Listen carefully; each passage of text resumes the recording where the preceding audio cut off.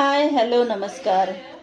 तर आज मला 30 माणसांच्या जेवणाची ऑर्डर होती आणि वेळ होता फक्त काही तास. पण काही टेन्शन नाही, कारण फटाफट तयारीला सुरुवात केली. तर ऑर्डरमध्ये मला द्यायचं होतं डाळ भात, चना मसाल्याची भाजी आणि चोखा. तर एकीकडे ऑर्डरची तयारी चालू होती आणि एकीकडे स्टॉलची तयारी चालू होती.